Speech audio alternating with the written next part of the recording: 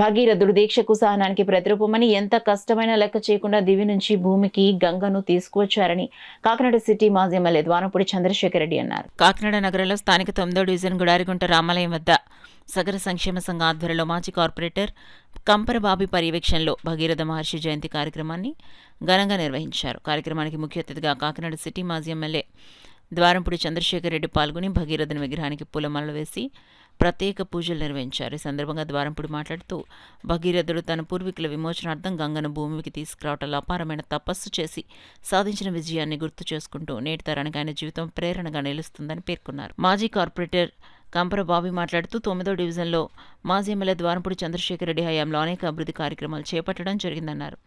రామాలయ పునర్నిర్మాణం, సగర సంఘానికి కమ్యూనిటీ హాల్ నిర్మాణం చేపట్టడం జరిగిందని తెలిపారు.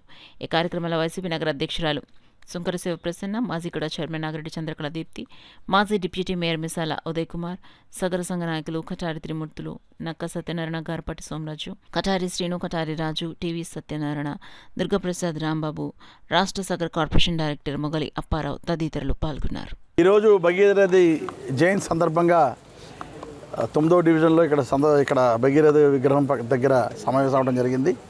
సగర పెద్దలందరి సమక్షంలో ఆ భగీరథుని పూజించుకోవటం, ఆ భగీరథుడికి పుష్పాలంకరణ చేసుకోవడం కూడా జరిగింది. చాలా సంతోషం. గతంలో ఈ సగర్ల యొక్క డిమాండ్ని జగన్ దృష్టికి తీసుకెళ్తే భగీరథ జయంతి సప్తమి నాడు, వైశాఖ సప్తమి నాడు జరుపుకోవాలని ఒక జీవో కూడా పాస్ చేయడం జరిగింది. ఆ సందర్భంగా రాష్ట్ర వ్యాప్తంగా ఈరోజు భగీరథ జయంతి చాలా ఘనంగా జరుగుతుంది.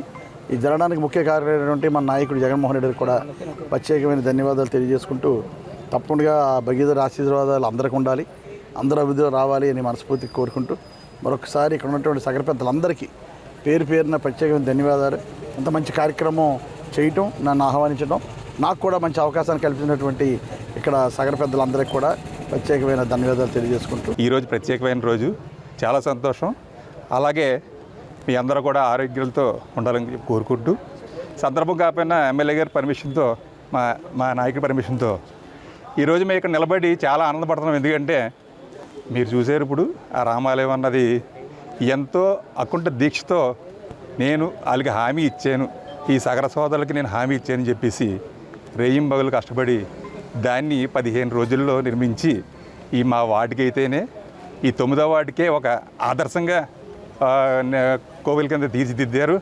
అలాగే మీరు అందరూ చూశారు, ఈ రోడ్లు అయితేనే ప్రతిదీ కూడా ఈ వార్డు మీద ఆయనకి ప్రత్యేక శ్రద్ధ అయితేనే అనుకోండి, లేకపోతే ఇష్టంగా అయితేనే ఆయన చాలా చాలా కృషి చేసి ఈరోజు మేము అందరూ ఇక్కడ నిలబడుతుంది చాలా గర్వంగా తిరుగుతున్నామంటే మా ఎమ్మెల్యే గారు చేసిన కృషికి, అభివృద్ధికి అయితేనే మేము చాలా సంతోషిస్తున్నాం.